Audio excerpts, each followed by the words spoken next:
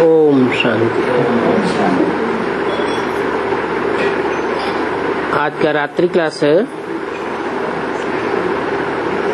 7 अगस्त 1968।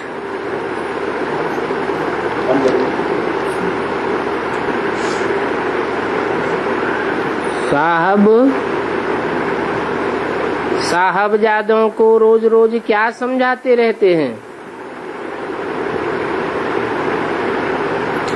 अभी साहबजादे ये तो समझ गए हैं कि ये पुरानी दुनिया नहीं रहेगी,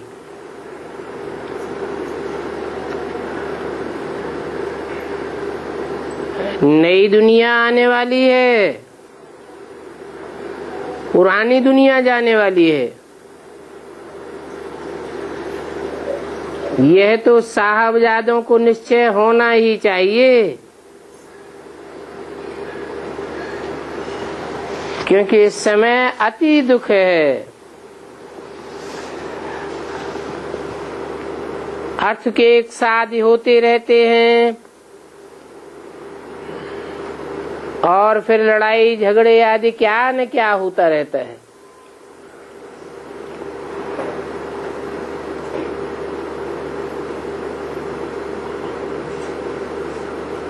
और अनाज कितना महंगा हुआ जाता है, सोना चांदी भी कितना महंगा। अभी इन दुखों से दूर कौन करेगा।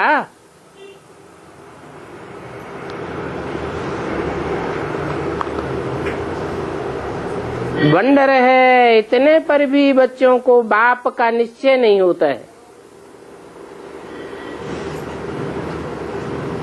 हिस्ट्री कहती है दुनिया में दुख बढ़ता ही जाता है। दुखों को दूर करने के उपाय करते ही रहते हैं।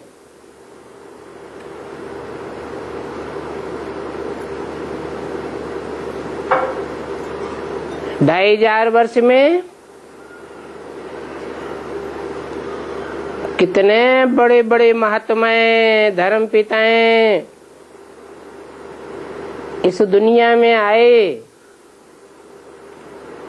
परंतु उनके आने के बावजूद भी दुनिया में दुख बढ़ता रहा।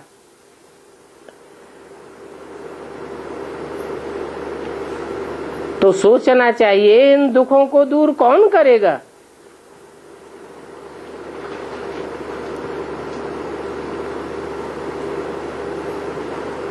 वंडर है, इतने पर भी बाप का निश्चय नहीं होता। तब ही कहा जाता है निश्चय बुद्धि विजयते।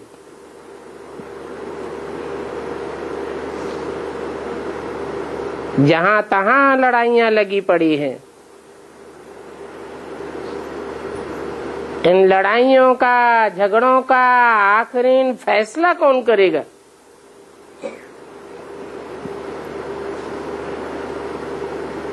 बाप समझाते हैं अभी सभी दुख दूर हो जाने वाले हैं। फिर 2500 साल तक कोई भी लड़ाइयां लगेंगी नहीं।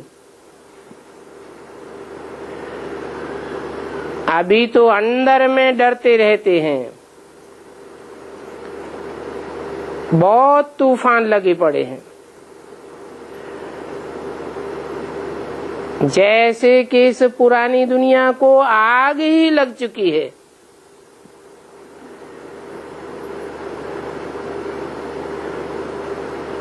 तूफान रोज आए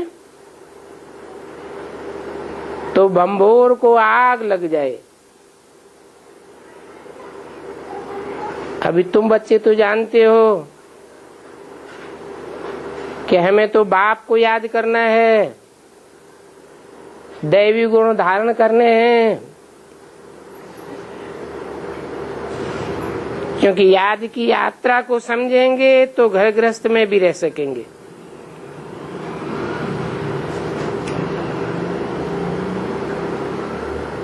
इस जन्म के पाप तो बाप को सुनाने से हल्के हो जाएंगे। परंतु जन्म जन्मांतर के जो पाप हैं वो तो याद की यात्रा से ही कटेंगे। बच्चों को तो निश्चय है,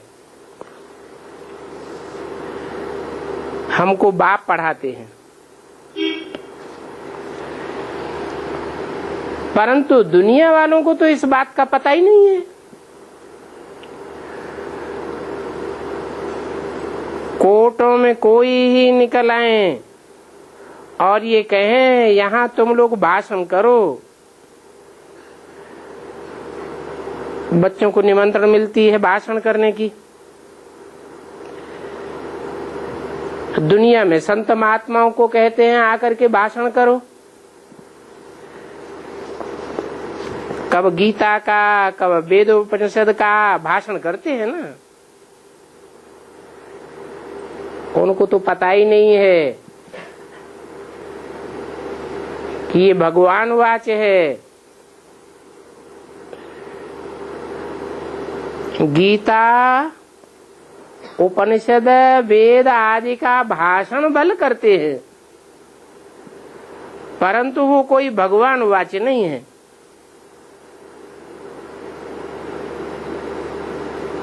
वो तो मनुष्य गुरुओं के द्वारा लिखे हुए हैं। अब भगवान तो बाप है, बाप है श्रेष्ठ ते श्रेष्ठ जो बच्चों को श्रीमत देते हैं।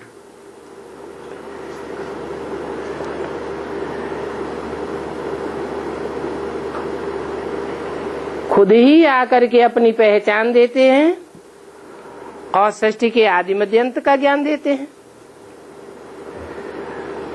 और श्रेष्ठ बनने के लिए कहते हैं इन लक्ष्मी नारायण जैसा सर्वगुण संपन्न बनना है।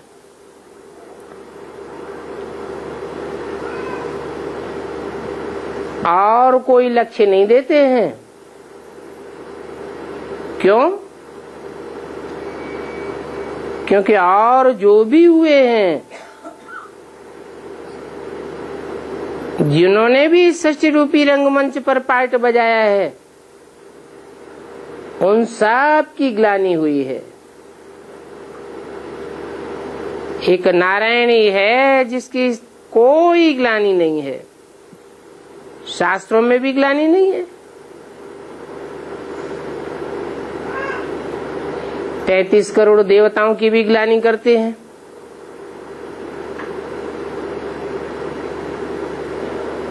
राक्षसों की तो ग्लानि होती ही है, मनुष्यों की भी ग्लानि होती है, परंतु नर से जो नारायण बने उनकी कोई ग्लानि नहीं सुनी होगी। तो बाप कहते हैं अभी पोता मेल निकालो। हम ऐसे शाहजादे बन सकते हैं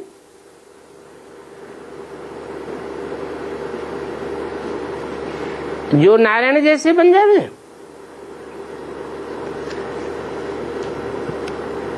गाते तो हैं यथा राजा तथा प्रजा, बनती तो प्रजा भी है, परंतु प्रजा वर्ग की आत्माएं सजा खा करके नारायण समान बनती है और नारायण कोई सजा नहीं खाते। और ये तो पास विदानर हैं, इनको कोई भी प्रकार की सजा नहीं मिलती।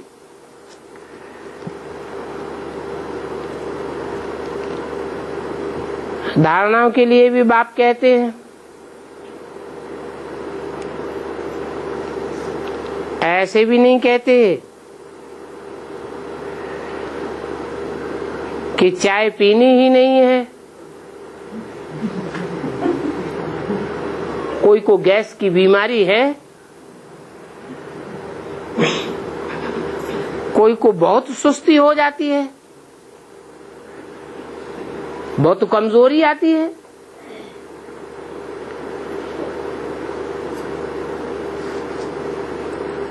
तो बाप कहते हैं जास्ती पीने की आदत नहीं होनी चाहिए। ऐसी नहीं कि चाय न मिले तो बिल्कुल डल ही हो जावे। जब विनाश होगा, भगदड़ पड़ेगी, तो ये चाय काफी आदि मिलेगी क्या?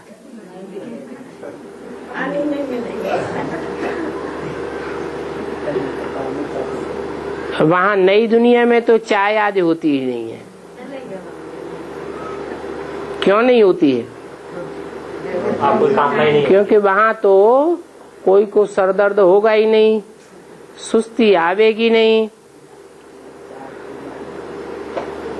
और चाय पहाड़ों पर होती है।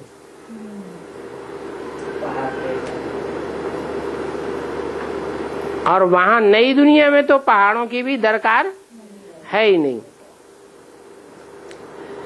जो वहां जाना पड़े।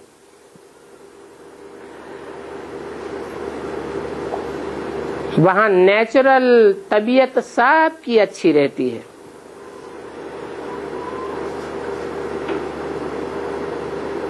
आगे ठंडी पड़ती थी तो सिर्फ लाल चाय पीते थे। अब तुम जानते हो वहां नई दुनिया में तो दूध की नदियां बहेंगी, घी मक्खन भी आता होगा। वहां की गैया बड़ी अच्छी होती हैं। बाबा श्रीनाथ द्वार से गैयों के चित्र ले आए थे। कैसी कैसी फर्स्ट क्लास गैया होती हैं बैकुंठ में। परंतु ये बैकुंठ है कहाँ की यादगार? बैकुंठ का जो गायन है, क्रिश्चियंस में पैराडाइज का गायन है, मुसलमानों में जन्नत का गायन है, ये कहाँ की यादगार है? सत्युग त्रेता की तो कोई हिस्ट्री मिलती नहीं है। ये संगम युग की बातें हैं। बाप कोई जानवर गऊओं की बातें नहीं करते हैं। गाय उनको कहा जाता है जिनका स्वभाव बहुत सीधा साधा होता है। भारत की कन्याएं माताएं और विदेश की कन्याएं माताएं, क्या फर्क है? भारत की कन्या को गौ कहते हैं। जीवन भर जिस खूंटे से बांध दी जाती है वहीं बंद करके रहती है। ऐसे सीधे स्वभाव को गौ कहा जाता है। उन्होंने फिर जानवर गौओं को बैठ कृष्ण के साथ दिखाया है। वास्तव में उन जानवर गौओं की सुरक्षा की बात नहीं है। ये तो कलयुग के अंत में आकर के कन्याएं ही सबसे जास्ती गरीब हो जाती है। माताएं भी गौएं हैं, परंतु माताओं के पास तो फिर भी कुछ न कुछ रहता है। सबसे गरीब हैं कन्याएं। कहते हैं कृष्ण गैया चराते थे। अब कृष्ण का नाम तो बड़ा ही जबरदस्त है। वास्तव में बाप बच्चों को पॉइंट बड़ी अच्छी समझाते रहते हैं। वो साधु सन्यासी तो उन जानवर गौओं का गौ सुरक्षा आंदोलन करते रहते हैं, परंतु उन गौओं की सुरक्षा से तो कुछ मिलने वाला है नहीं। वास्तव में दुनिया के सारे काम प्योरिटी से होते हैं। अगर प्योरिटी अक्षुण्ण बनी रहे तो भारत में घी दूध की नदियां बहती रहें, परंतु कलयुग के अंत में उल्टा हो जाता है।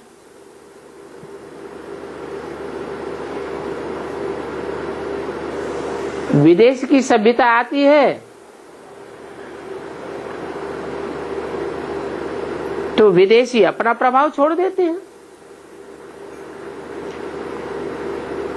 भारत की नदियों में भी स्नान करते हैं, विदेश की नदियों में स्नान करने क्यों नहीं जाते? वास्तव में उन पानी की नदियों की बात नहीं है, ये ज्ञान नदियों की बात है, चैतन्य कन्याओं माताओं की बात है, जिनको भारत माता कहा जाता है। इनके ज्ञान जल में स्नान करने से, शुद्ध वाइब्रेशन में स्नान करने से, शुद्ध दृष्टि में स्नान करने से आत्माएं पवित्र बनती हैं। विदेशी कन्याएं माताएं वो तो कितनी शादियां करती हैं, कितने डाइवोर्स देते हैं, जैसे प्योरिटी को कोई मान ही नहीं। अभी देखो भारत में विदेशी आते हैं तुम्हारे पास, तो कितने रिफ्रेश होकर के जाते हैं। उनको भी प्योरिटी का नशा चढ़ता है ना। ये बात तो अभी समझाते हैं कि अभी देरी बहुत है, परंतु तुमको पॉइंट्स ऐसी ऐसी मिलती है जिन पॉइंट्स को लेकर के जाकर के दूसरों को बाप का परिचय देवे, बतावे कि हम सभी आत्माएं भाई भाई हैं, बाप आया हुआ है, आत्माओं का बाप मनुष्य सृष्टि के बाप में आया हुआ है। नहीं तो हर धर्म वाले उस मनुष्य सृष्टि के आदि पिता को क्यों मानते हैं? अंग्रेज लोग कहते हैं एडम, मुसलमान लोग कहते हैं आदम, जैनी लोग कहते हैं आदिनाथ, हिंदुओं में कहा जाता है आदिदेव, सिखों में कहते हैं आदि पुरुष। सब धर्म वाले उस आदि पुरुष को मानते हैं, क्योंकि उस आदि में ही जन्म मरण के चक्र में न आने वाला सुप्रीम सोल बाप भगवान नई सृष्टि की स्थापना करता है। हम बच्चों को आकर के ज्ञान देते हैं कि तुम आत्मा हो, देह नहीं हो। वास्तव में तुम कोई अलग अलग धर्म के नहीं हो, तुम सबका एक ही धर्म है। सारी दुनिया एक दिन ब्रह्मा की औलाद बनेगी, सारी दुनिया ब्रह्मा की औलाद माने ब्रह्मा कुमार कुमारी है। आज नहीं तो कल बनना पड़े। ब्रह्मा को मान्यता देनी पड़े, क्योंकि माँ को नहीं मानेंगे तो बाप को कैसे मानेंगे। तो हम सब माँ बाप के बच्चे आपस में भाई बहन हैं, बाप एक है, तुम सब भी भाई भाई हो, जिसको ब्रदरहुड कहा जाता है। वास्तव में फादरहुड तो होता ही नहीं है। सभी ब्रदर्स का एक ही फादर होता है।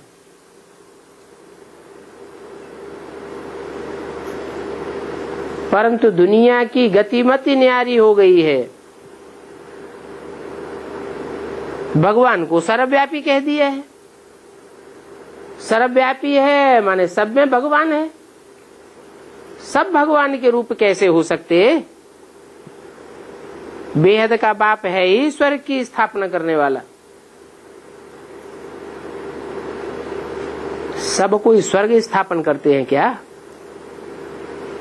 अरे स्वर्ग तो वो ही स्थापन कर सकता है जो सदा स्वस्थिति में रहने वाला हो। स्वस्थिति में रहने से ही स्वर्ग की स्थापना हो सकती है। परचिंतन में रहने से, 5 तत्वों की याद करने से, 5 तत्वों के बने शरीरों को याद करने से, शरीर के संबंधियों को याद करने से, देह के पदार्थों को याद करने से नई दुनिया की स्थापना थोड़ा ही हो सकती है।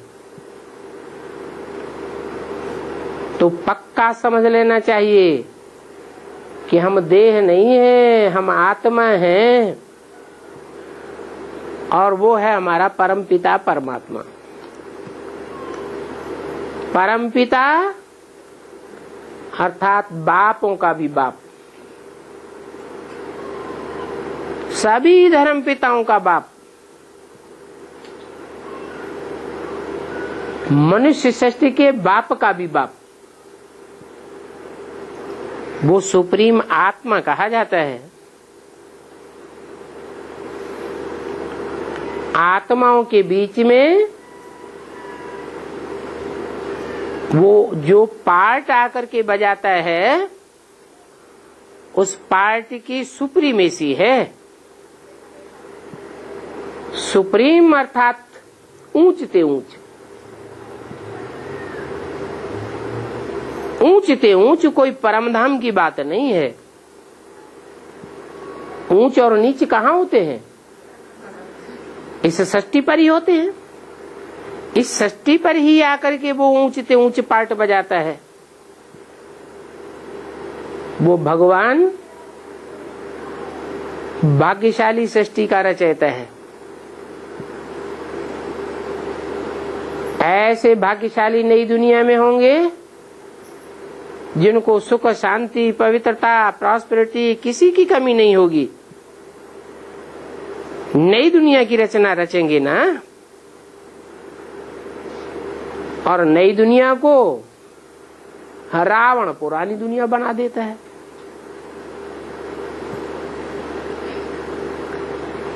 राम की श्रीमत से नई दुनिया बनती है और रावण की मत से नई दुनिया भी पुरानी दुनिया बन जाती है। क्या कारण होता है?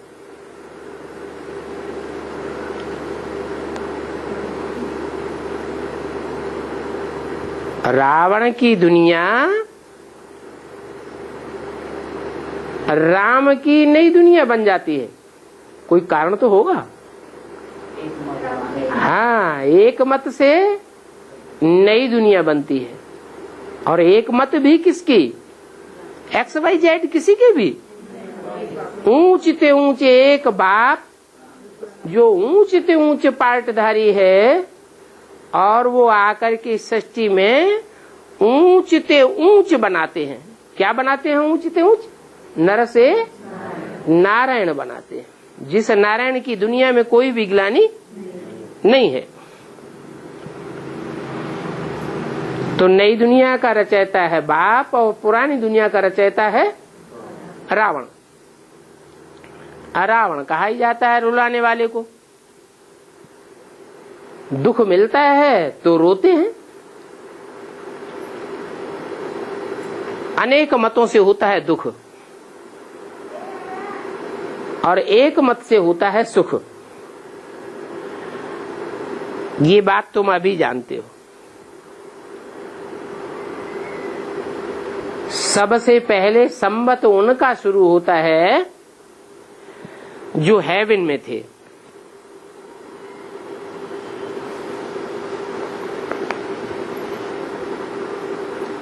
कौन सा संबत शुरू होता है?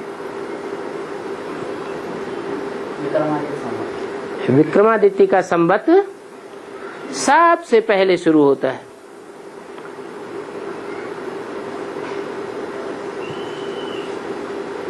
जो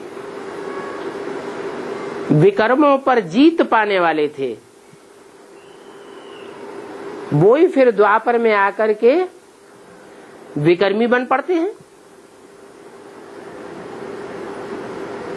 तब उनका संबत शुरू होता है। विकर्मी का मतलब क्या हुआ? वे माने विपरीत, कर्म माने कर्म, विपरीत कर्म। कैसे विपरीत कर्म? श्रीमत के विपरीत कर्म। द्वैतवादी युग द्वापर शुरू होता है और श्रीमत के विपरीत कर्म शुरू हो जाते हैं। क्यों? क्या कारण बनता है?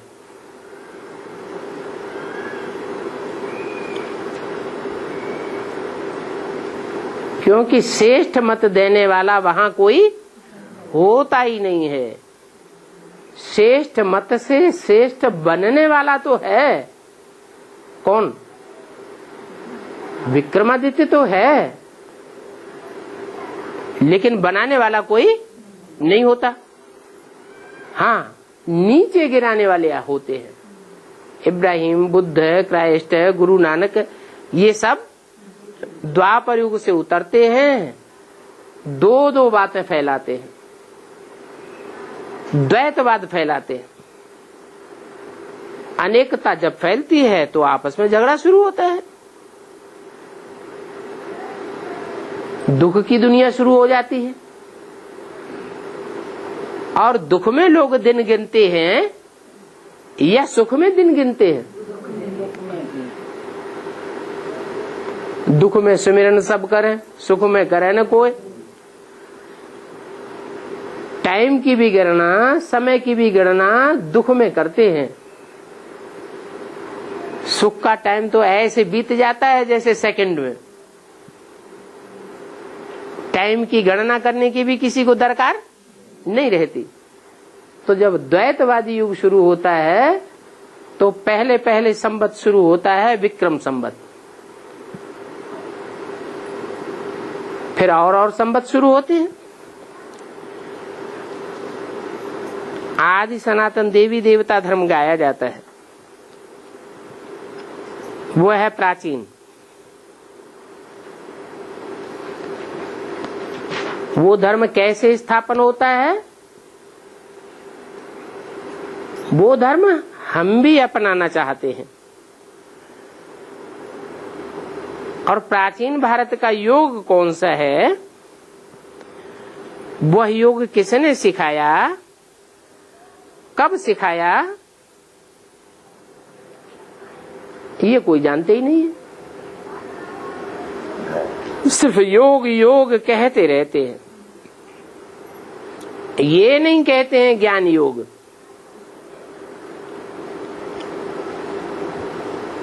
क्योंकि योग सिखाने का भी, योग सिखाने वाले का भी तो परिचय चाहिए ना।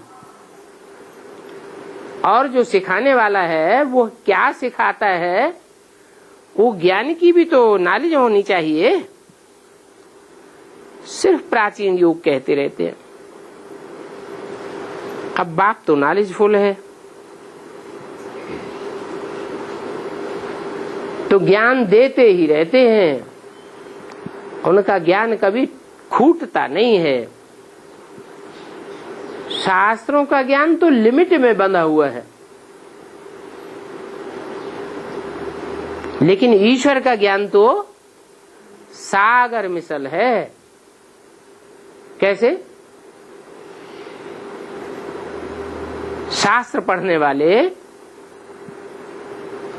उनसे कोई प्रश्नों का जवाब मांगेगा तो शास्त्रों को रिफर करेंगे। ईश्वरीय ज्ञान में तो शास्त्र होते ही नहीं। भगवान आकर के जो ज्ञान देते हैं उस ज्ञान में कोई शास्त्र रेफर करने की दरकार नहीं। हर प्रश्न का समाधान तुरंत का तुरंत मिलता है, शास्त्रों की दरकार ही नहीं। कोई भी पुस्तक हो, शास्त्र ही क्या, पुस्तक में हर प्रश्न का जवाब मिलेगा? दुनिया में कोई भी ऐसी पुस्तक है जो हर प्रश्न का जवाब दे? नहीं। लेकिन ईश्वरीय ज्ञान ऐसा है जिसमें हर प्रश्न का जवाब मिलता है। सृष्टि के आदि मध्य अंत के संबंध में जो भी प्रश्न हो, रचयिता और रचना के बारे में जो भी प्रश्न हो, उन प्रश्नों का जवाब कोई भी शास्त्र कंसल्ट किए बगैर ईश्वरीय ज्ञान से मिल सकता है। तो कहेंगे बाप है ज्ञान का सागर, इतना ज्ञान देते हैं जो सारे संसार के जंगल की कलमें बनाओ और सागर की स्याही बनाओ तो भी वह ज्ञान फूटेगा नहीं।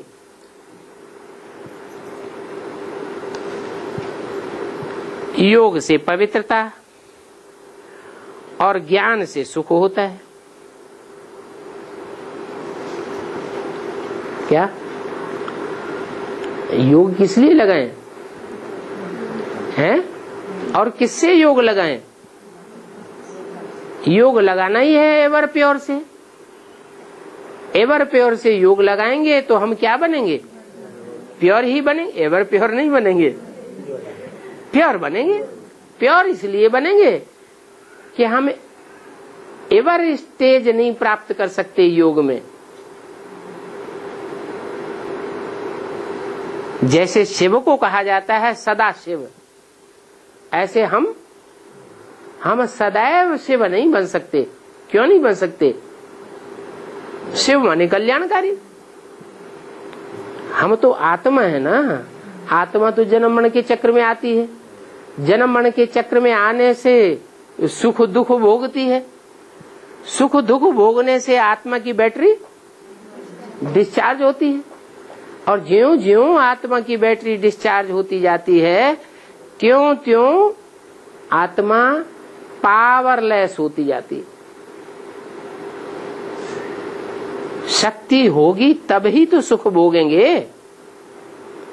शक्ति नहीं होगी तो सुख कहां से भोगेंगे? कि ये प्योरिटी की पावर है।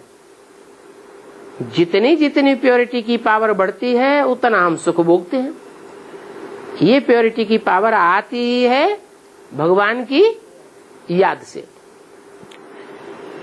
तुम बच्चे भी समझते होंगे कि ज्ञान बहुत सहज है।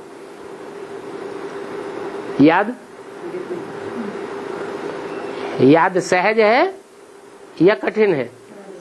सहज है। फिर तो 24 घंटे याद में रहना चाहिए, निरंतर याद में रहना चाहिए। फिर रहते क्यों नहीं है? ज्ञान सहज है, लेकिन सहज ज्ञान भी अगर धारण नहीं हुआ है तो याद भी कठिन हो जाती है। पत्थर बुद्धियों की बुद्धि में जब ज्ञान की बातें बैठे तब तो योग लगे ना। ज्ञान का मतलब ही है जानकारी। पहले पहले किसकी जानकारी? पहले पहले हम आत्मा को अपने बाप की जानकारी होनी चाहिए। क्यों? क्योंकि बाप से ही वर्षा मिलता है। बाप हमको सुख शांति का वर्षा देते हैं। सुख के वर्षे को कहा जाता है जीवन मुक्ति, और शांति के वर्षे को कहा जाता है मुक्ति। मुक्ति काहे से? काहे से मुक्ति? दुखों से मुक्ति, अशांति से मुक्ति। ऐसे नहीं कि जन्म जरा मरण से मुक्ति। क्या? आत्माओं को तो जन्म जरा और मरण में आना ही पड़ता है। एक भगवान है, वो कभी बूढ़ा, जरा माने बूढ़ा नहीं होता, और उसकी कभी मृत्यु भी नहीं होती। जन्म तो लेता है, लेकिन कैसा जन्म लेता है? दिव्य जन्म लेता है। ऐसा जन्म लेता है जिस जन्म में कोई भी प्रकार का दुख नहीं होता है, न माता को दुख होता है, न समाज को दुख होता है। हाँ, ये कहते हैं कि भगवान की प्रत्यक्षता भी एक बड़ी भारी मुसीबत है, लेकिन मुसीबत किसके लिए है? जिन्होंने पहचाना है उनके लिए मुसीबत है, या जिन्होंने नहीं पहचाना है उनके लिए मुसीबत है? जिन्होंने नहीं पहचाना है उनके लिए मुसीबत है। कल्प कल्प जो हुआ वो ही होगा, राजाई स्थापन हो ही जाएगी। राजाई की स्थापना के बारे में कोई फिक्र की बात नहीं है। तुम बच्चों को तो बड़ा डोल रहना चाहिए, तूफानों से हिलना नहीं चाहिए। परंतु कौन अडोल रहेगा? कौन तूफानों से नहीं हिलेगा? है? हाँ, निश्चय बुद्धि विजयते। निश्चय बुद्धि का मतलब क्या? किस बात पर निश्चय बुद्धि? बाप के पार्ट पर निश्चय बुद्धि, बाप के स्वरूप पर निश्चय बुद्धि, बाप के कर्तव्य पर निश्चय बुद्धि, बाप के कार्यकाल पर भी निश्चय बुद्धि। बाप क्या है, कैसे पार्ट बजाता है, मैं जो हूँ, जैसा हूँ, जिस रूप में पार्ट बजाता हूँ, उसे जानने वाले कोई बिरले बच्चे हैं। जो जानते हैं वो तूफानों से हिलते भी नहीं है। तो जो हिलते हैं, डुलते हैं, बुद्धि जिनकी भटकती है, उसका कारण क्या हुआ? उसका कारण हुआ कि बाप को पहचाना नहीं।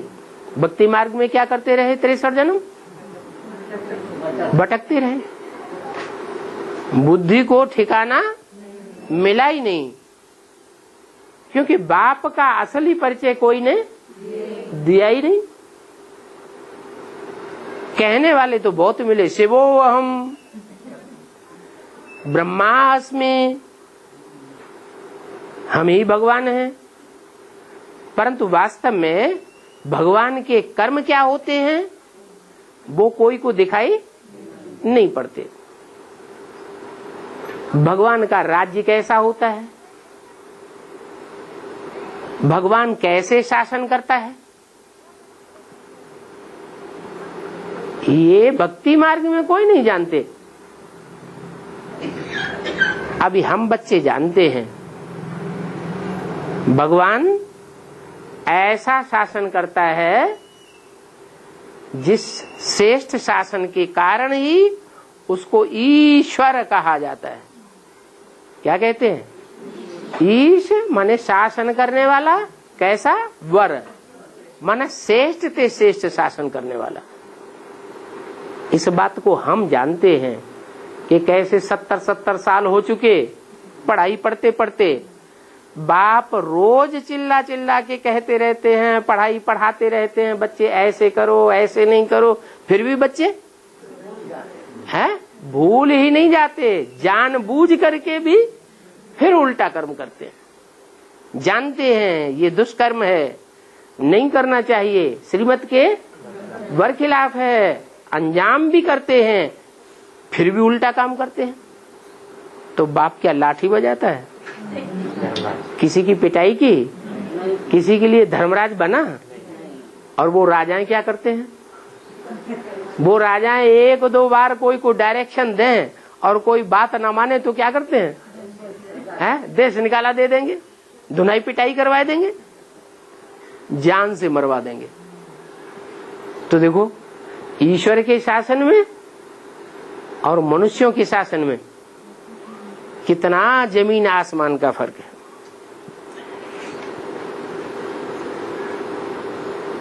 तो अब तुम बच्चों को अडोल रहना चाहिए, क्योंकि तुमको बुद्धि का ठिकाना मिल चुका है।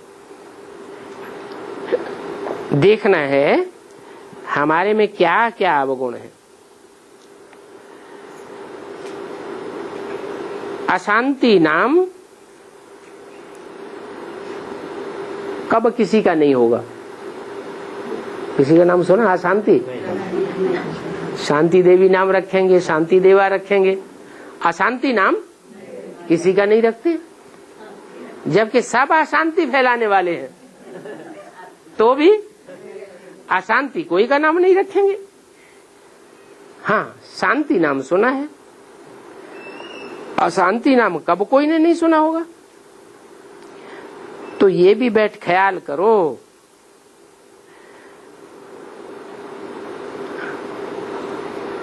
आखिरी लड़ाई कितने वर्ष तक नहीं लगेगी? लगेगी या नहीं लगेगी?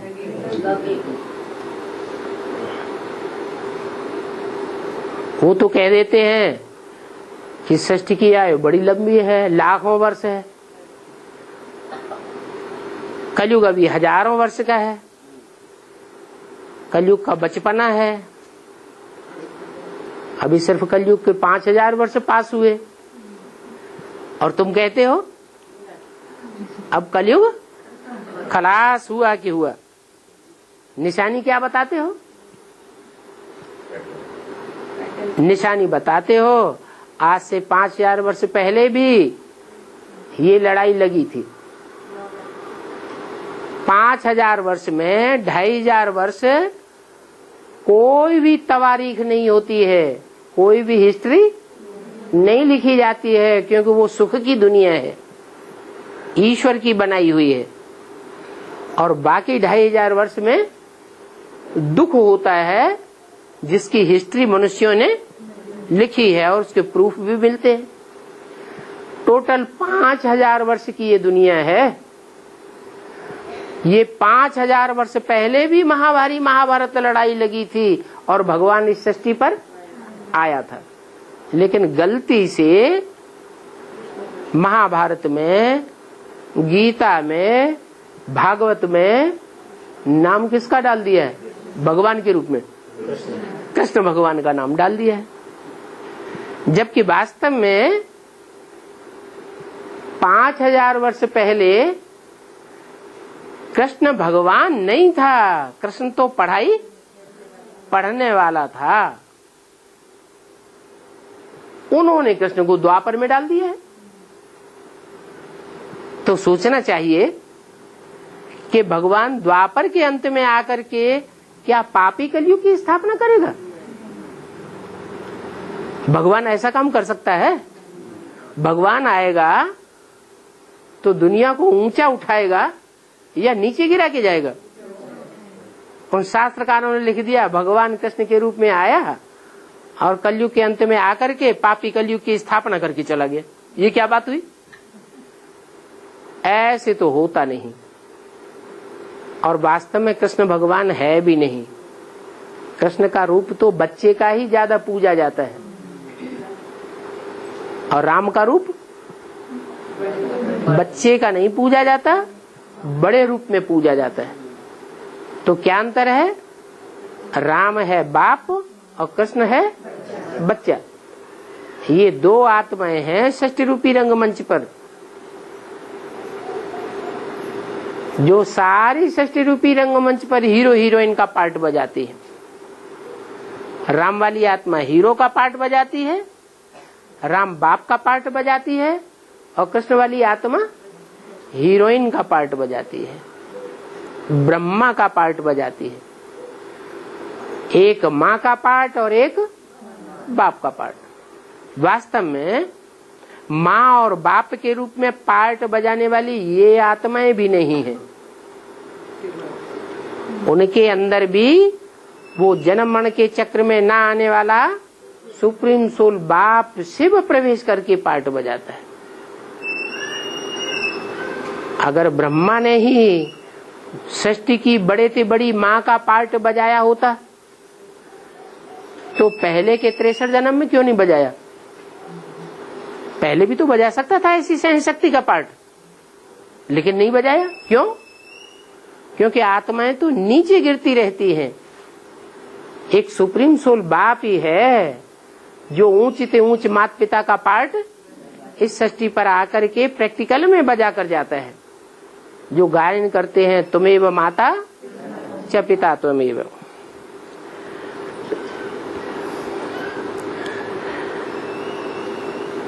तो बाप कहते हैं अब ये लड़ाई तो लगी के लगी।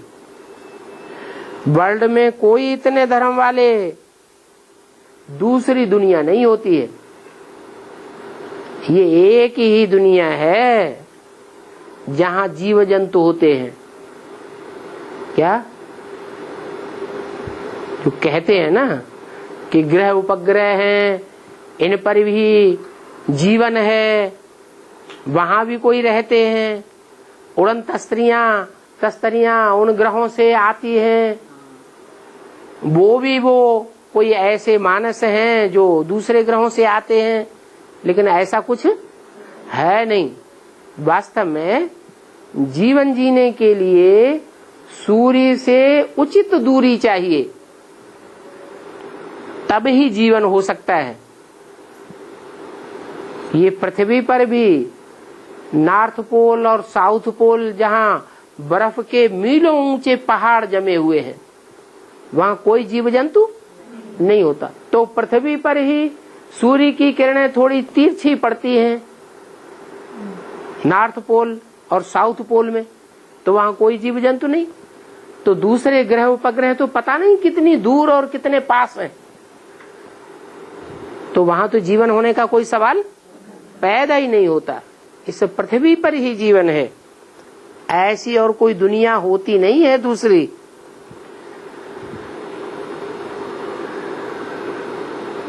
तो ख्याल करो,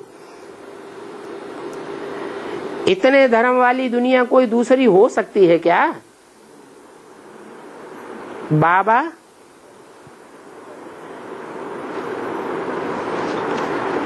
सभी बातें क्लियर करके समझाते हैं।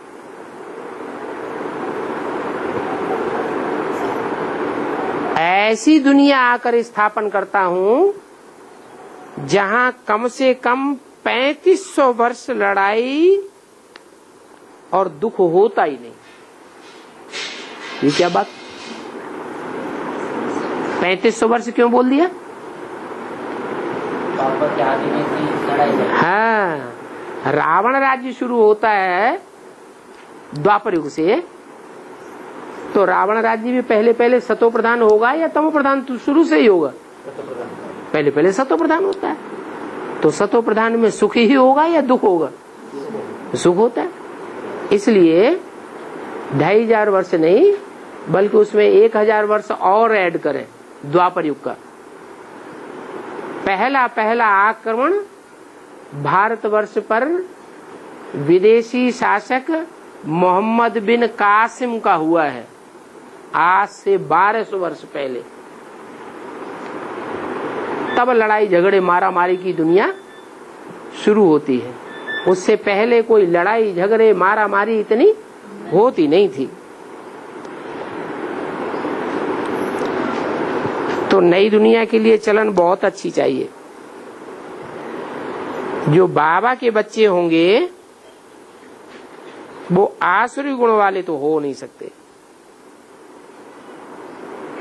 अच्छा, जो अभी तक भी ज्ञान ले रहे हैं, ज्ञान में चलते भी हैं, ब्राह्मण परिवार में ब्राह्मणों के साथ बैठते हैं, उठते हैं, खाते हैं, पीते हैं,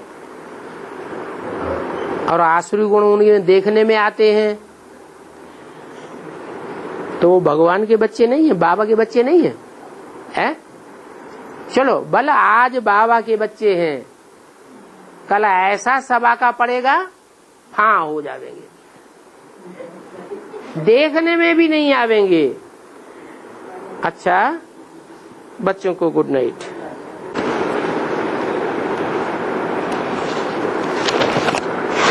एक रात्रि क्लास और है, 8 अगस्त 1968।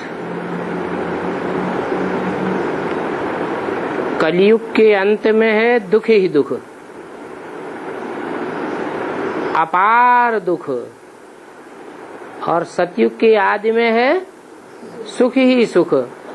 अपार सुख। बच्चों को लिखना चाहिए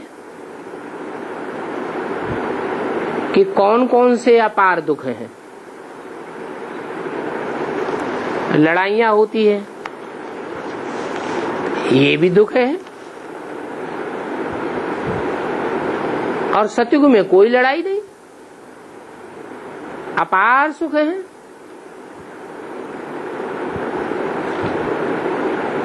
अगर ये बात बुद्धि में पड़ी रहे तो विचार करो कि सतयुग सुखधाम में अपार सुख हैं। तुम बच्चे कोई को भी समझ करके समझा सकते हो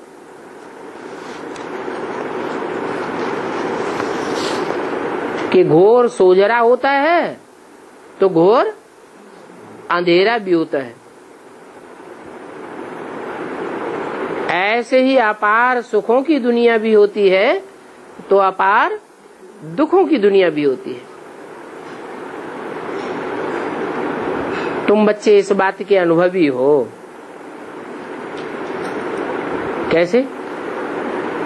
तुम बच्चे माना जो सम्मुख बैठे हुए हैं वो अनुभवी हैं और दुनिया वाले अनुभवी नहीं है। दुनिया के जो और बच्चे हैं, आत्माएं हैं, मनुष्य हैं, वो इस बात के अनुभवी नहीं है अपार दुखों अपार सुखों के। नहीं, और धर्म वाले तो आते ही बाद में हैं, तो बाद में आने के कारण उनको अपार सुखों का तो पता होता ही नहीं है। तुमको अपार सुखों का भी पता है तो अपार दुखों का भी पता है।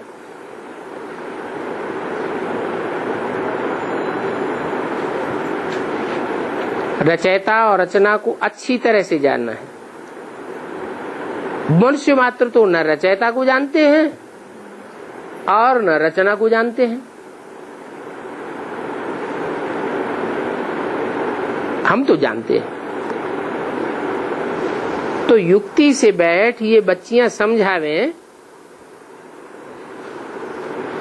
कि ये सारी दुनिया दुखधाम है। अच्छा, बड़े बड़े जो दुनिया के साहूकार हैं वो इस बात को मानेंगे कि ये दुनिया दुखधाम है? तो बच्चियां कौन सी युक्ति बताएं उनको जिससे वो समझें कि ये दुनिया दुखधाम है? कैसे बतावे? बल वो कहते हैं हमको तो इसी दुनिया में स्वर्ग है, परंतु वास्तव में बीमार तो सभी पड़ते हैं। कौन ऐसा है जिसको तन का दुख कभी होता ही नहीं? साहूकार भी, उनके घर में भी बच्चा पैदा होगा तो रोता हुआ पैदा होगा या हंसता हुआ पैदा होगा?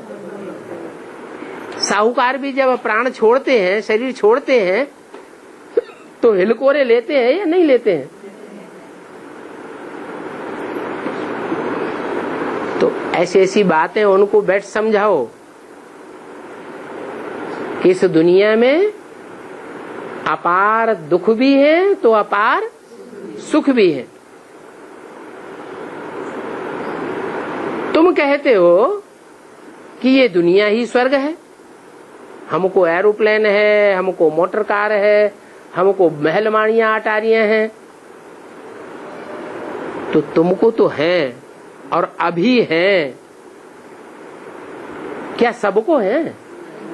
नहीं, लेकिन ऐसी भी दुनिया होती है जहां सबको सब सुविधाएं पैदा होती हैं, सारी सुविधाएं मिलती हैं, भरपूर अनाज मिलता है, भरपूर सुख मिलता है, भरपूर शांति मिलती है।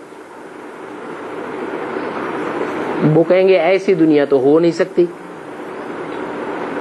जहां अपार सुख हो, सुखों का पारावार न हो। तो समझाना है कि जैसे 24 घंटे में घोर रात्रि भी होती है तो घोर दोपहर को घोर सोजरा भी होता है। ऐसे ही सोजरा कब होता है? जब सूरज ऊपर आ जाता है सर के ऊपर तो घोर सोजरा होता है ना। और जब सूर्य अपोजिट में चला जाता है तो घोर अंधियारा हो जाता है। ऐसे ही इस दुनिया में ज्ञान सूर्य भी है जो सुख का सागर कहा जाता है। वो इस सृष्टि पर जब आ जाता है और सारी दुनिया के सर के ऊपर सवार होकर बोलता है, क्योंकि भगवान को कहा जाता है ट्रुथ गॉड फादर। भगवान क्या है? सत्यम शिवम सुंदरम। सत्य ही भगवान है। तो वो सत्य जब सर पर आकर के सारी दुनिया के सर पर चढ़ करके बोलता है तो सारी दुनिया को स्वीकार करना पड़ता है कि भगवान है। और उस भगवान के राज्य में जितना सुख हो सकता है उतना सुख दुनिया में किसी को कभी भी नहीं होता। सतयुग आदि है सुखधाम और कलयुग अंत है दुखधाम। सुखधाम में दुख का नाम निशान नहीं और कलयुग के अंत में जहां दुखधाम होता है वहां सुख का नाम निशान नहीं। कितने भी साहूकार हों दुनिया के बड़े बड़े, भय अंदर रहता है कि नहीं है? सबके अंदर भय जरूर व्याप्त रहता है। दुनिया के बड़े बड़े वैज्ञानिक हैं, कितने बड़ी बड़ी चीजें उन्होंने ईजाद की हुई है।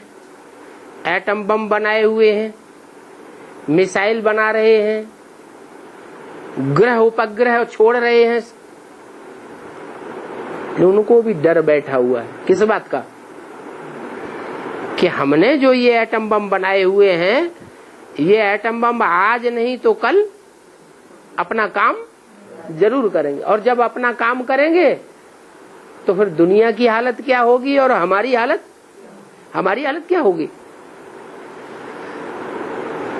अभी इस दुख की दुनिया का विनाश और सुख की दुनिया की स्थापना हो रही है। दुख हरता और सुख करता बाप को ही कहा जाता है। दुख हरता कहा जाता है, बाप को दुख करता नहीं कहते हैं। फिर दुख करता कौन है?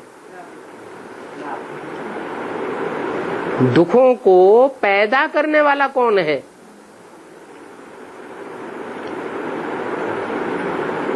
मनुष्य दुख करता है और भगवान बाप दुख हरता है। मनुष्य दुख करता है तो दुख पैदा करते करते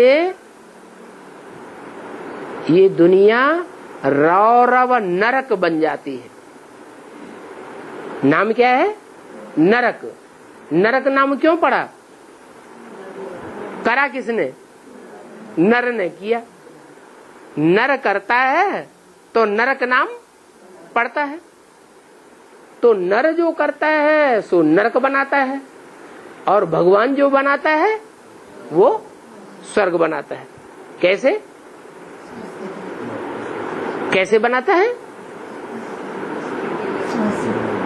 मूल बात क्या है जिससे नरक और स्वर्ग का फाउंडेशन पड़ता है? स्वस्थिति में सदा शिव रहने वाला है। वो स्वस्थिति में रहना हमको सिखाता है तो दुनिया स्वर्ग बन जाती है। और द्वापर युग से रावण संप्रदाय आत्माएं आती हैं, वो तो जानती नहीं है क्या कि आत्मिक सुख क्या होता है। आत्मिक दुनिया जो आत्माओं को भगवान बाप ने आकर के बनाना सिखाया था,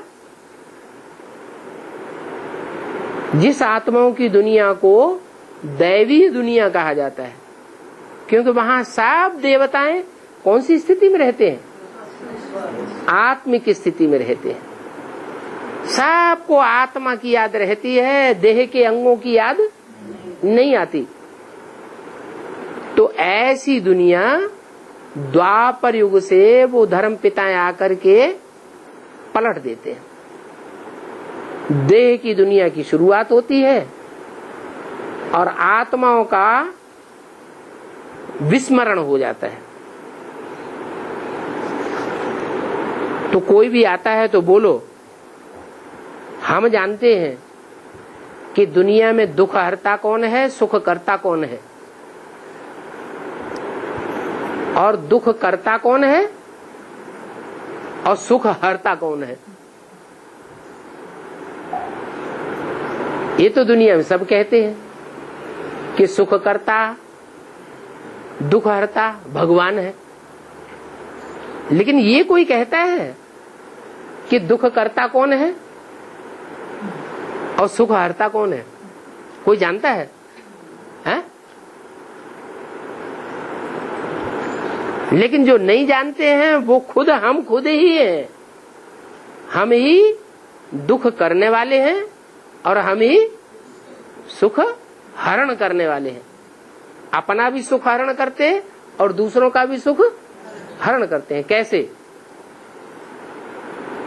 अभी भी ऐसे ही हो रहा है।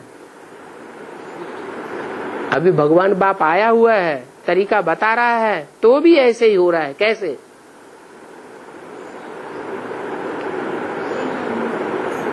अभी भी हम दुख करता बनते हैं। जब देवभान में रहते हैं तो अपने लिए दुख पैदा कर लेते हैं कि नहीं, और अपने साथ साथ फिर जो और संगी साथी सामने आने वाले हैं उनके लिए भी दुख करता बन जाते हैं, सुख हरता बन जाते हैं। तो जो भी सामने आवे उनको बोलो, तुम नहीं जानते हो, हम जानते हैं। परम पिता हमको समझा रहे हैं, इसलिए हम जानते हैं। तुम परम पिता परमात्मा को जानते नहीं हो, इसलिए तुम यह बात जानते नहीं हो। रचयिता ही रचना के आदि मध्य अंत को जानते हैं। बताते हैं अभी कलयुग का अंत है। अंत कब होता है? कलयुग माने कल है कलेश की दुनिया, दुख की दुनिया। उस दुख की दुनिया का अंत कब होता है? अरे कोई भी बात का अंत कब होता है? जब आती होती है तो अंत होता है। तो अभी दुखों की अति होने वाली है, दुखों के पहाड़ गिरने वाले हैं। हम तो पुरुषोत्तम संगम युग पर हैं। क्या हम सदैव दुख की दुनिया में रमण करने वाले नहीं हैं? ये बातें रूहानी बाप और रूहानी बच्चे ही जानते हैं, दूसरा कोई जानता नहीं। आत्माओं को बैठ करके रचना का राज समझाते हैं। किसको? आत्माओं को। क्यों? आत्माएं हमें ही हैं। कीड़े मकोड़े पशु पक्षी आत्मा नहीं है, हैं? तो उनको नहीं समझाते हैं। यहाँ तो कहा है आत्माओं को समझाते हैं, हैं? ये क्यों कहा आत्माओं को बैठ समझाते हैं? इसलिए कहा कि तुमको जब बाप समझाते हैं कि तुम आत्मा हो तो तुम्हारी बुद्धि में बात बैठ जाती है। तुमने आत्मा देखी नहीं है, फिर भी तुम पहचान लेते हो कि हम आत्मा हैं, और तुम आत्मिक स्थिति में रहने का पुरुषार्थ करते हो। और वो देह अभिमानी, वो न आत्मा अपन को सहज समझते हैं और न आत्मिक स्थिति में रहने का पुरुषार्थ करते हैं। करेंगे भी तो लास्ट में जाकर के करेंगे तो लास्ट में किया हुआ पुरुषार्थ उनको उतना फायदा नहीं देगा। तुम आत्मिक स्थिति वाले हो, इसलिए तुमको समझाते हैं। मुरली में बोला है ना, आत्मा रूपी सुई की सारी कट उतरने पर तुम बच्चे डायरेक्ट बाप से सीखोगे। तो तुम किससे कहा जाता है? जो डायरेक्ट सामने बैठते हैं उनको तुम कहा जाता है। माना बाप तुम डायरेक्ट बच्चों को समझाते हैं, उन बेसिक वालों को नहीं समझाते। वो बाप को पहचानते भी नहीं है। माँ को पहचानते हैं या बाप को पहचानते हैं? और माँ को तो पहचानते हैं लेकिन बाप को नहीं पहचानते। क्यों नहीं पहचानते? क्योंकि उन्होंने प्रैक्टिस करके आत्मा रूपी सुई की पूरी कट अभी तक भी उतारी ही नहीं है। उन्हें इस बात पर विश्वास ही पैदा नहीं हुआ है कि हम ज्योति बिंदु आत्मा हैं। कहते हैं हम हैं आत्मा, तुम हो आत्मा, आपस में भाई भाई। फिर शंकर पार्टी का कोई पहुंच जाएगा तो फिर कहां गया आत्मा आत्मा भाई भाई? फिर आत्मा आत्मा भाई भाई रहना चाहिए ना। क्यों भूल जाते हैं? क्योंकि देवभान की कोटि ज्यादा है और आत्मा भान की प्रैक्टिस कम है। अच्छा, ओम शांति।